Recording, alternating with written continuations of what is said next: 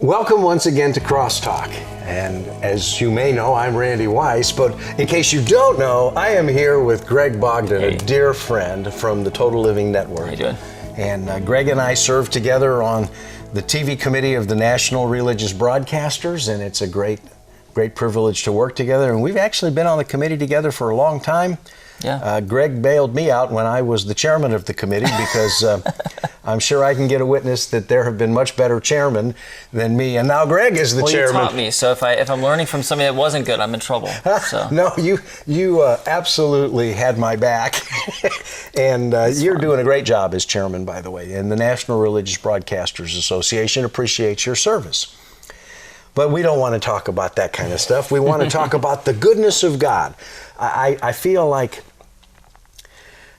there's a real problem that people are having a hard time remembering the need to give thanks. And people are struggling. There's so many kinds of challenges that people are facing. And we all tend to focus on our challenge, our problem, and then we get distracted from giving thanks. Yeah. When we look at our society today, we have become such a self-focused society. Everything is about what can you do for me? Whether it's our job, whether it's our family life, whether it's our relationship with God, unfortunately. We're being taught, we're being groomed that our reality is determinant about what's happening. Where's the pain at? I know you and I were talking, I think it was back at the NRB, a little bit about Romans 8:28, for I'm convinced that neither life nor death, nor angels, nor principalities, nor any other thing will separate us from the love of God. When we understand that, pain and difficulty become much less of an issue when we can put it in perspective.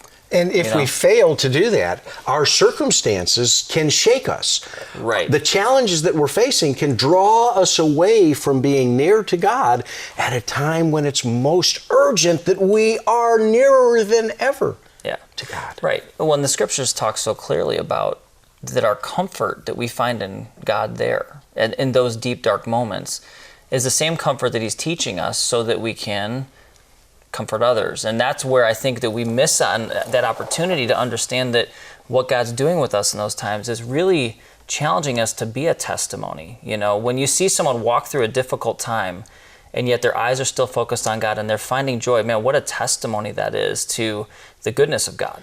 And when Scripture tells us that it is through much tribulation that you enter the kingdom of God, Scripture tells us we have to count it all joy. Mm-hmm. Scripture tells us we have to rejoice in tribulation. Right. If these are things that the Word of God tells us, somehow it must be possible to, even in the midst of the storm, find a way to draw near to God so that we may rejoice, so that we may count it a joy to go through this situation and know that we are with God, and more importantly, God is with us. Yeah. Well, how many times have we, I know I have in my life, gone through a trial, and we're so focused on getting away from the trial, so focused on getting out of the pain or the tribulation we're in, our eyes are nowhere near focused on God.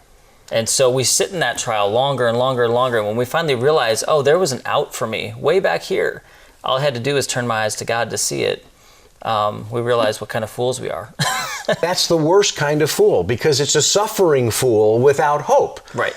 If we're suffering, but we have hope, if our eyes are on the Lord and we have a confidence, if our heart is fixed that God is good, He does all things well, He knows what He's doing. He hasn't forgotten us. We're not ignored. He's aware of our circumstance, and He invites us to draw near to Him.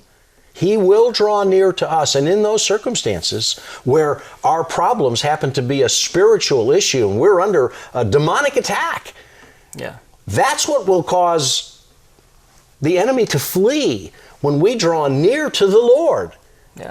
There's power in the name of Jesus, but there's also an incredible force field of strength and an ability to not just go through, but overcome if we are near to the Lord. Because when the Lord is near to us, the enemy flees. And the goodness of God is much more evident. In life, I kind of look at it as we've got physical reality and we have a spiritual reality. And I think as Christians, we oftentimes forget that that spiritual reality exists. And our personal reality is very much dependent upon what's happening in our spiritual reality. And demonic attack and things that we don't like to talk about in the church in America, but, often of, those things taking place. That's real stuff, And when we see others going through trials and difficulty and we see them failing and crumbling, it's our job to get into that fight with them and stand there with them and help them achieve that reality that God needs them to, that they can find joy in that. It's hard, especially when the church today doesn't like when the scriptures say confess our sins one to another, really that intimacy of relationship, of digging in the difficulty, because, let's face it, a lot of our trials, we start some of them. You're right. A lot of the consequences of what we've done, it's our own fault. And that's why I think when we get into those difficult moments, we're facing guilt, we're facing so many things because we've created that on our own. And then we're dependent upon ourselves instead of God to get ourselves out of it. And so we just stick in it, And if our circumstance, as you say, is something that we've caused and it's a behavioral issue, and we're unwilling to have an accountability relationship with someone else who knows us, right, who can help keep our feet to the fire, and that's a little bit part of the idea of talking about it with one another. If we talk to the right person, we can get advice, we can get counsel, we can get prayer, but we can also find an accountability partner who will help us continue to walk right so that we don't walk back into the valley, the hole that we have dug for ourselves. Yeah, which is oftentimes a lot deeper than we like.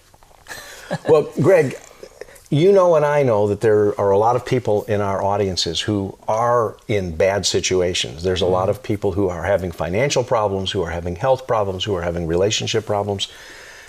When we come back, I want to talk about some of these things because right before I walked into the studio today, I had a conversation with a very precious friend who, his wife, had a terrible report from the doctor. And I know he and she are not alone, and prayer is the answer. Please stay tuned.